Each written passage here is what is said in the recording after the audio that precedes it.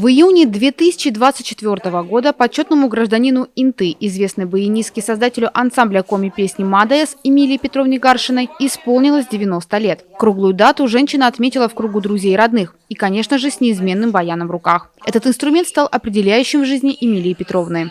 У меня очень были хорошие родители. Отец инженер-строитель. Мама работала в детских учреждениях. И в жизни она такая была очень певучая. У нее хороший был голос. А я,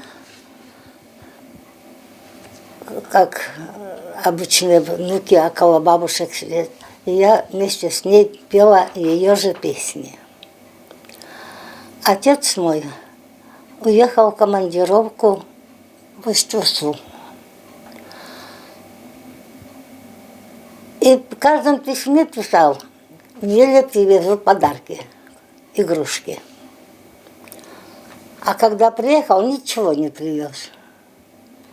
И я ему, то, конечно, возмутилась и говорю: а раз так, купи мне баян. Что, почему баян, откуда? А потом я вспомнила правильно, у нас друг был, какой-то родственник, и он у нас, он был слепой, но играл очень хорошо на баяне, и он у нас даже жил немножко. Вот, видать, оттуда это у меня и закралось. Но папа, все долго думая, пошел в детский мир и купил мне детскую гармошку. На правой руке 8 клавиш, до, ре, ми, фа, соль, ля, си, до. И на другой, на левой, всего 2 кнопочки.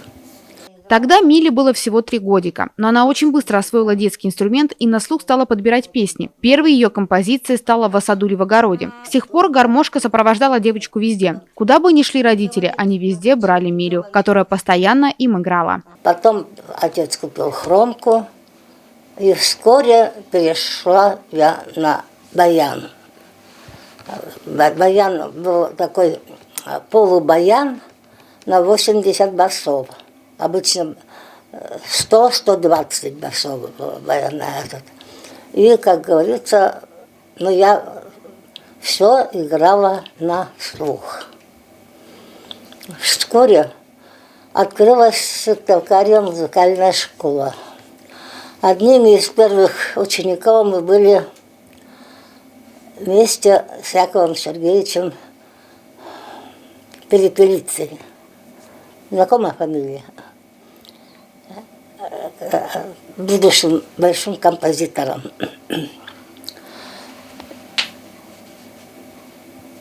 В музыкальную школу мне не нравилось ходить. Я вечно не доходила до музыкальной школы. Время прогуляю немножко и вот так.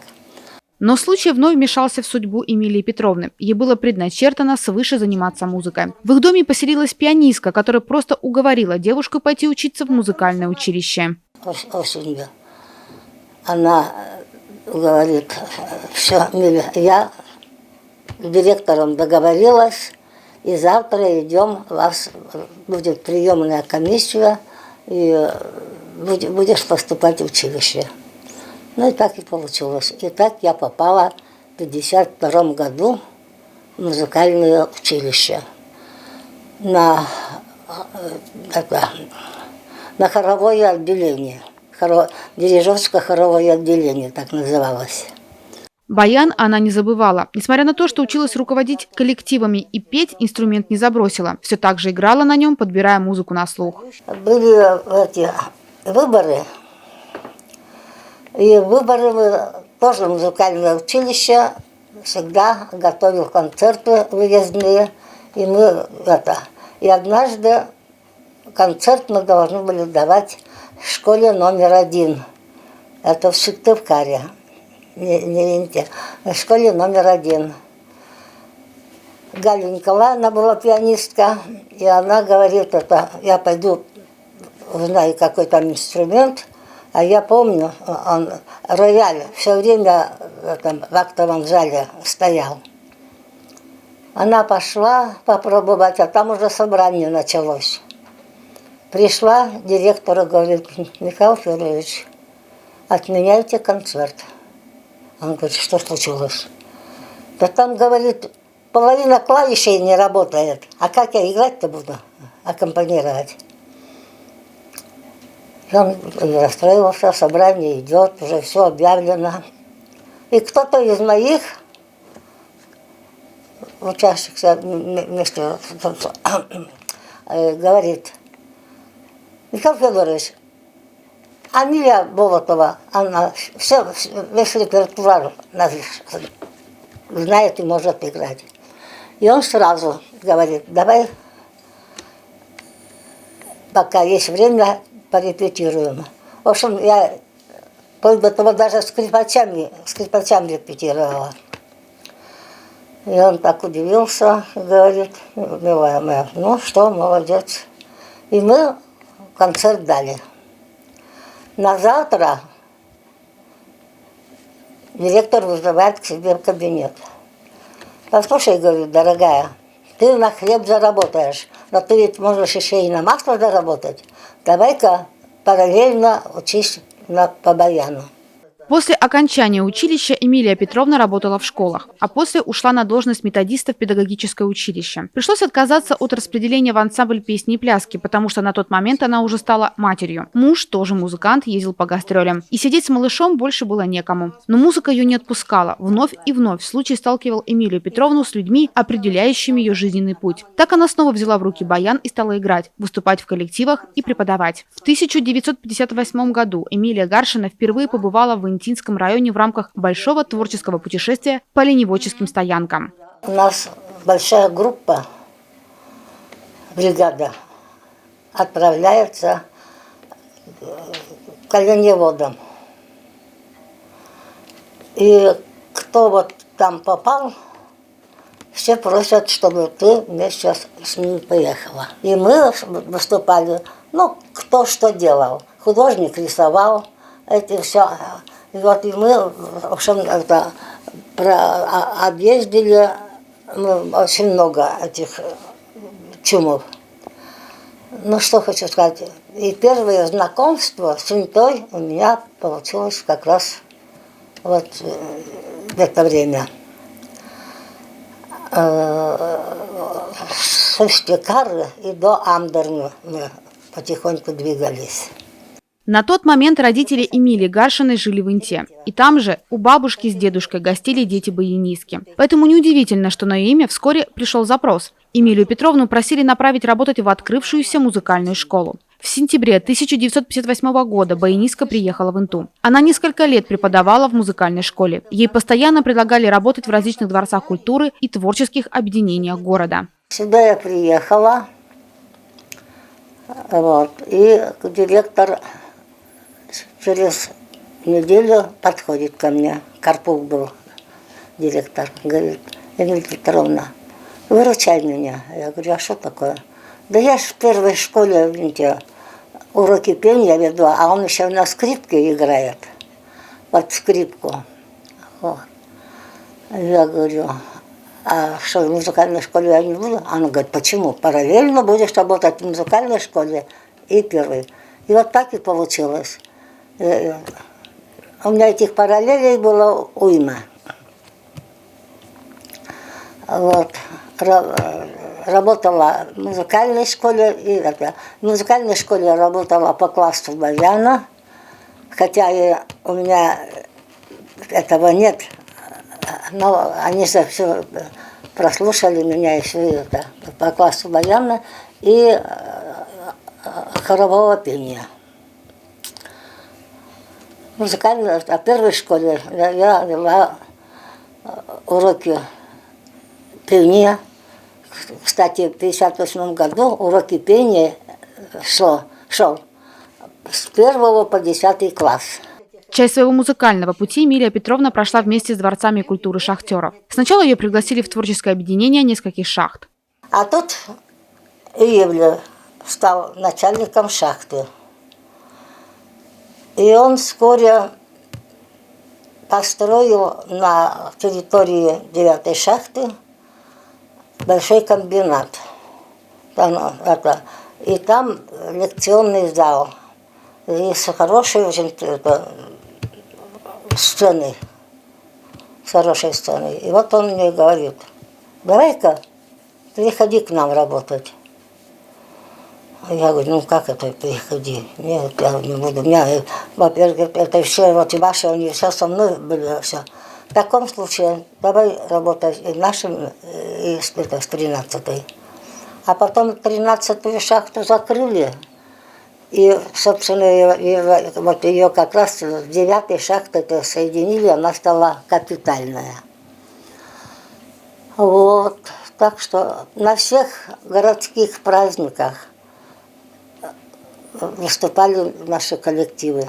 И как-то даже ждали такие хорошие вот это. И потом мы, во-первых, что? Тогда же очень была развита сенокосная система.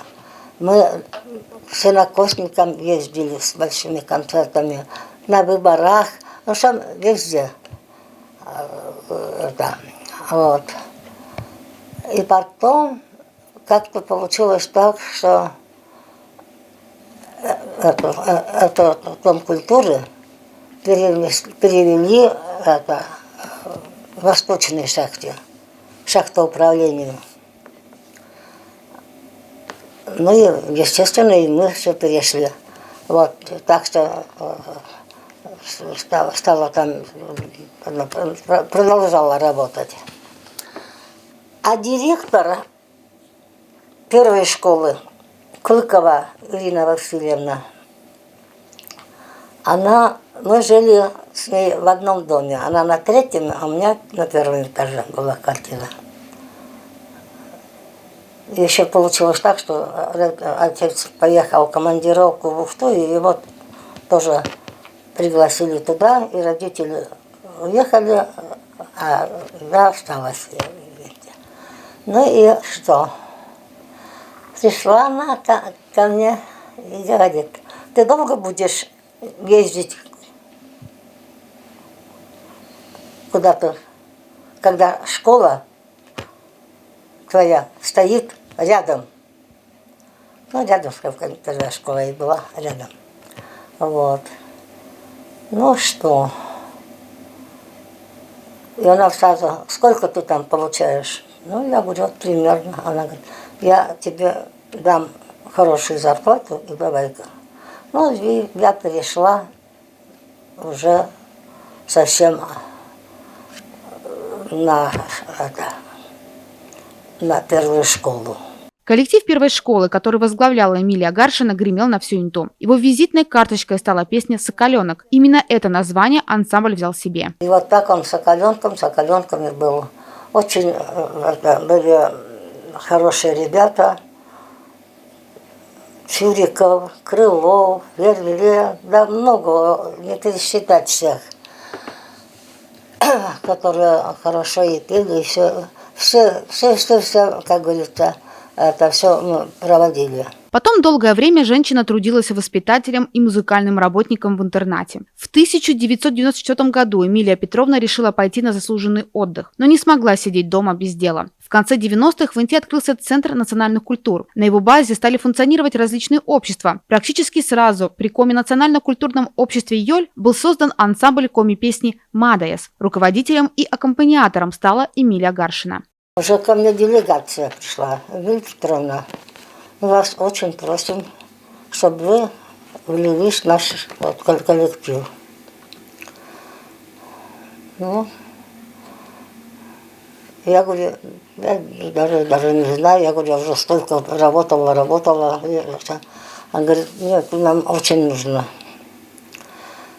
И я пришла опять на занятия.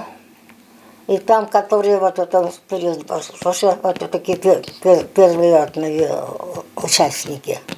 И мы как решили подготовить концерт к этому, к первой коми-конференции.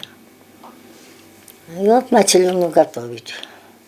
Первую песню, которую мы выучили, была «Кача свиньяс», «Ромашки».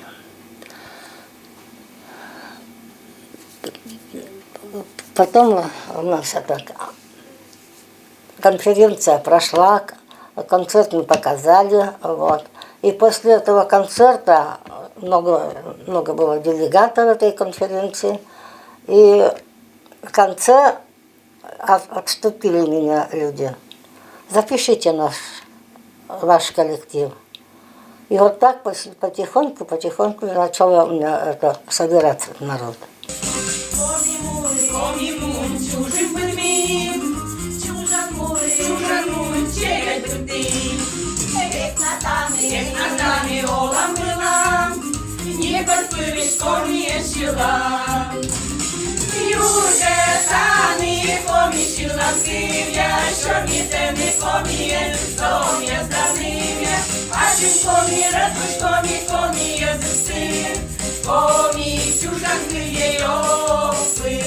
Мадоэс украшает своими выступлениями концертные программы любого уровня. Радует разнообразным и обширным репертуаром не только интинцев, но и зрителей далеко за пределами города. На своем творческом пути коллектив накопил богатый опыт, сформировал свои уникальные традиции, сохранил преемственность поколений и верность культуре коми-народа. Эмилия Петровна Гаршина создала Мадоэс и была его бессменным руководителем до 2012 года. Она сформировала фирменный стиль ансамбля, собрала его особый колоритный репертуар.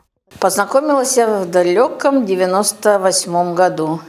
Дочка Эмилии Петровны работала со мной вместе в детском саду «Светлячок», Галина Георгиевна. И она меня привела. Как раз была коми-конференция. Первый раз пришла.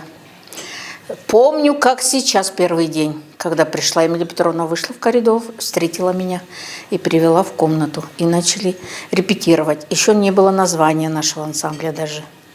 Потом придумывали. Вот готовились тогда к конференции. Я тогда пришла первый раз. Ну, мне было 28 лет, я пришла, Эмилии Петровны еще у нас как руководителя не было. Тут мы собирались, просто общались, пели, чай пили. И вот решили создать группу. Думали, кого пригласить. Предложили Эмилию Петровну пригласить руководителем. Я же больше 20 лет. Поэтому это уже мой родной дом. Я жила в деревне Ерпияк, не Винте. А у меня дочка уже начала ходить. Вот Галина Полякова, моя дочка. И она сказала: мама, у нас собираются коми-люди попеть. Я взяла свой наряд, коми-костюм, он уже у меня в деревне всегда был. У коми женщин должен быть. И песенник. И приехала. Я вообще ничего не представляла. Пришли много коми-женщин. И у меня есть фото. Вот сегодня не принесла, жаль. Вот так же Эмилия Петровна сидит, выпечки много, я рядом с ней в коми-наряде, песенку открыла и что-то поем. Вот это я еще здесь не жила. Это я жила в Ярпияке и приезжала из Ярпияка. Потом в 99 году, в ноябре, я переехала жить в Винту. И сразу пошла на репетиции. И с тех пор вот какое-то время я по болезни бросала, потом в 2015 году снова начала и до сих пор ходила вот в ЦНК. Всю свою жизнь Эмилия Гаршина посвятила музыке и обучению людей этому искусству. Она образец человека, преданного своему делу, патриот своей профессии. Все ее подопечные отмечают строгость Эмилии Петровны, но при этом всегда справедливый подход в обучении. Эмилия Петровна не зря выбрала для названия коллектива слово «Мадоэс», что в переводе означает «милые», ведь ансамбль состоит только из представительниц прекрасного пола. Очень строгая мама. Я честно скажу, что она строгая, но справедливая. Но я ее воспринимаю такой, какая она есть. Вот. Иногда спорю, иногда нет, когда как. Но она такая женщина, железная леди, я ее так называю. Научила петь? Да, научила петь, вовремя приходить. С мужьями разговаривала всегда по телефону, чтобы они пускали нас на репетицию. А праздник делали? И праздник делали. Ну, такое, чтобы специально пригласила у всех мужей, чтобы посмотрели, чем мы тут занимаемся. И потом все успокоились и спокойно отпускали. Очень строгая. Все следит. Я уже по ее глазам вот видно, нравится ей. Нравится, не нравится, как поешь. Уже все вот это по гастролям много ездили с ней вместе. Вот. Она молодец. такой женщина, такая с характером, умничка. Наш коллектив построила, поставила, голоса наши поставила. Столько песен выучили, столько всего. И вот сегодня еще играла на баяне. Молодец. Да, свои. Мгм. Вот. Иногда ругалась, конечно. Да. Ага. Задела. Сейчас понимаю, что задела. Потому что меня иногда, я ведущей была на сцене. То там, то там. Она, ой, на меня ругалась. Куда опять пошла? Петь надо, ты ведущая опять пошла. Всякое бывало, конечно. И плакали, и рыдали, и то, и сё. Потом Эмилия Петровна опять звонит. Ой, ну не сердитесь на меня. Ага, не сердитесь. Нет, она молодец. Она сама всегда, если что, просила извинения, просила прощения. Ага, если что-то не так скажет. А у нас осенью что? У нас осенью огороды, а ей надо, чтобы мы вступали. Ой, позвонит, обругает. Тут всякое бывало. Не, молодец. Очень, очень, конечно, радостно, что она вот сегодня 90 лет у нее, и что она вот до такого этого дожила. Да, молодец, молодец. Эмилия Петровна ставила нас на голоса. Мы петь каждый пели, как застольные песни, но мы правильно петь не умели. И вот она на первый, второй, третий голос, мы на 3 голоса пели. Нас было 23 человека. Мы везде ездили, нас красиво воспринимали. И она очень требовательная. Я сама была педагогом и вот знаю. Она любила дисциплину. Как без дисциплины? Приходить кто когда хочет, уходить кто когда хочет. Вот это все это у нас выработалось. Мы уже знали, что надо приходить, надо когда уходить. И правильно, красиво петь песни, но для этого надо учить слова. Как если мы пели вживую всегда. Мы не пели под фанеру или как там говорят, я не знаю. Мы всему этому Эмилия Петровна добилась у нас. И мы везде ездили, в Печору, в Вижму, в Воркуту, в Сыктывкар, по деревням, по школам. Сначала, когда мы ходили по школам, они думали, мы оленеводы, потому что такой костюм они видели. Они думали, сарафан, кокошники, это носят такой оленеводки из Юстидора. А теперь уже никто не удивляется, все знают, что есть такой ансамбль. Но начало нам хорошее дало, самую эту твердую основу, фундамент Эмилия Петровна. Важнейшим направлением в деятельности коллектива всегда было сохранение коми национальной культуры, приобщение к ней детей и молодежи, воспитание у молодого поколения уважения к исконным народным традициям и обычаям, бережного отношения к культурному наследию.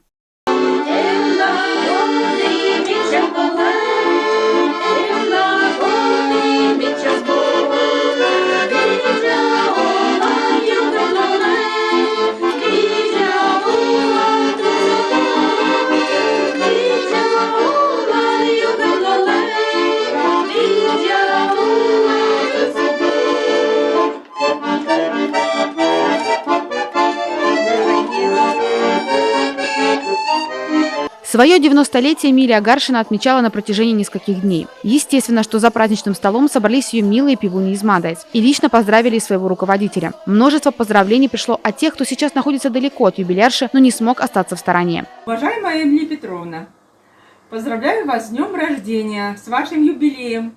Будьте здоровы и счастливы. Эмилия Петровна, дона Миянморт. С места вашего рождения, Сыктывкара, чола малатьяныз зейвыджит юбилеен. Шиатьянлы крепыт здоровье. Буршуд. Овны шуареч даныштанадырджик. Аны ишталыштанышторочен. Эмилия Петровна, вам огромнейшая благодарность за то, что согласились и столько лет работали у нас в Центре национальных культур. Большое вам спасибо и вашему зеленому другу Баяну за то, что вы создали ансамбль Мадаяс. Если бы не вы, и, наверное, в таком виде коллектив бы и не существовал. Мы счастливы рядом с вами. Искренняя благодарность за вашу требовательность, за вашу милую улыбку. Стоит вам улыбнуться, и сердце уходит в рай. Огромнейшая благодарность вам за любовь песни, коми песни. О, вдовыв Муса Эмилия Петровна, дырна на радость всем нам. Став бурсе, аттет янлы ставыщис. Дорогая Эмилия Петровна, поздравляем тебя с днем рождения, с юбилеем тебя, с такой красивой датой. Желаем тебе крепкого здоровья, чтобы ножки, ручки у тебя работали, хорошего настроения, мирного неба, спокойной, ладной жизни. Благодарим тебя за то, что ты с такое время была долго с нами, учила нас правильно петь. Вспоминаем это время приятное, веселое, хорошее, когда мы пели, танцевали, плясали. Спасибо тебе за все это. Дорогая Эмилия Петровна, с днем рождения вас! Мы вас помним, часто коми ваши песни поем сами. Так что мы унаследовали ваше то, чему мы учили. Мы желаем вам, чтобы ваши ручки играли, радовали своих близких, родных своими песнями. Уважаемая Эмилия Петровна, от всей души поздравляю вас с праздником, вашим юбилеем. Желаю вам крепкого здоровья, долгие лета. Живите, радуйте, веселитесь, радуйтесь жизни. Всего вам хорошего. Дорогая Эмилия Петровна, от души поздравляю вас с большим красивым юбилеем. Желаю вам крепкого здоровья, счастья, тепла и радости от близких вам людей. Мы тоже вас помним с душой. Сколько вы щедро делились с нами своим опытом, своими знаниями в области вокального искусства. Спасибо вам большое за все то, что вы нам дали. И это все пригодилось. Мы продолжаем заниматься этим и очень радуемся, что востребованы и участвуем практически во всех мероприятиях города. Спасибо вам огромное и низкий поклон. Да будет здоровье Кузнем да Буршуда, Эмилия Петровна. Обнимаю, целую вас. Эмилия Петровна, дорогая, привет тебе с Нижегородской земли. От всей души поздравляю я тебя с такой замечательной датой. Хотелось много сказать хорошего, теплого. Ну, все девчонки уже наши сказали все, что ты нам дала, чему научила. В общем, хочется какой-то такой вот веселой нотки. Сколько стукнуло ей лет, это вовсе не секрет. 20 лет всегда ей будет, даже в 90 лет. Растини, миха, гармошка, эх, играй, наяривай. У Петровны день рождения, пой и пей, не разговаривай. Ух! В 2020 году Эмилия Гаршина получила высокую награду – звание «Почетный гражданин города Инты». Звание «Почетный гражданин города» является самой высокой наградой нашего Приполярья. Оно присваивается людям, деятельность которых получила признание жителей. Эмилия Петровна как раз из такого числа. Она известна в Инте, пожалуй, всем. Активная, деятельная, яркая, баянистка, дирижер-хоровик, бывший педагог и руководитель ансамбля «Мадаяс» Центра национальных культур. Всю свою жизнь она посвятила учреждениям культуры и образования Республики Коми.